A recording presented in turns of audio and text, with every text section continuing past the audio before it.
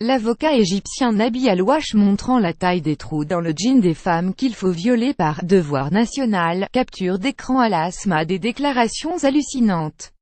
Lors d'un débat sur un projet de loi sur la prostitution, Nabi Al-Wash, un avocat égyptien conservateur a déclaré, fin octobre sur la chaîne Al-Asma, que les femmes portant des vêtements tels que des jeans déchirés devaient être harcelées sexuellement ou violées. Plus grand que, à lire aussi Égypte, des femmes se font agresser alors qu'elles protestaient contre le harcèlement sexuel sur la place Tahrir. Le juriste, jouissant d'une grande notoriété dans le pays, a commencé par demander si ses interlocuteurs sur le plateau étaient heureux lorsqu'il voyait une fille marcher dans la rue avec la moitié de jambes déchirées au niveau des fesses.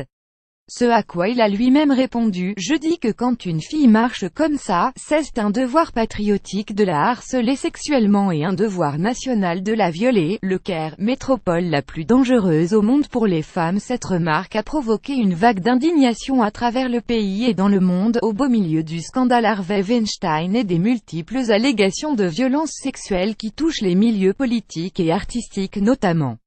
Le Conseil national égyptien pour les femmes a annoncé intention de déposer une plainte contre la chaîne de télévision.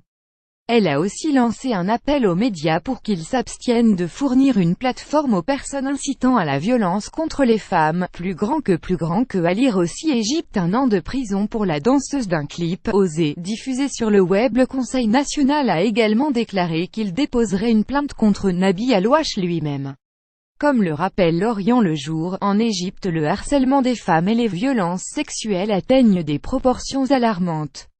Une étude publiée le mois dernier par le magazine américain Forbes octroyait même au Caire la première place du classement des villes de plus de 10 millions d'habitants les plus dangereuses pour les femmes. Pour rappel, plusieurs cas de viol de journalistes étrangères place Tahrir avaient été rapportés pendant la révolution de 2011.